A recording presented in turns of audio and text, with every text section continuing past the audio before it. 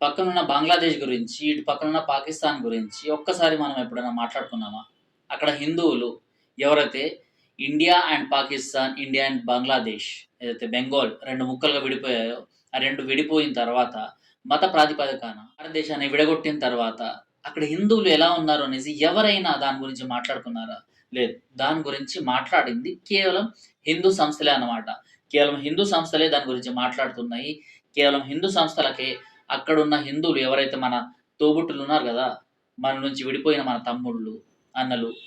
So, వాళ్ళందరి గురించి voice raise చేస్తుంది హిందూ సంస్థలే. కానీ ఈ హిందూ సంస్థలకు దొరికేదేంటి? మత పిచ్చోళ్ళనేసి ముద్రలు.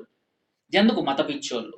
పక్కనున్న బంగ్లాదేశ్‌లో నడి రోడ్డున 'దీపు చంద్రదాస్' అనేసి ఒక అబ్బాయిని నిర్దాక్షిణంగా కాల్చి చంపేస్తే, అతని ఒంటి పైన అతను, అతను ప్రాణంతో ఉన్నప్పుడే అతని పైన పెట్రోల్ పోసి, కొట్టి మర్మంగాలపై గాయాలు చేసి, కొట్టి, పెట్రోల్ పోసి కాల్చేసినా కూడా పట్టించుకోని వాళ్ళు మన దగ్గరున్నారు. పాకిస్తాన్‌లో ఒకప్పుడు 80% మంది హిందువులు ఉండేవాళ్ళు. ఆ తర్వాత పార్టీషన్ తర్వాత వాళ్ళందరి సంఖ్య 20% వచ్చింది.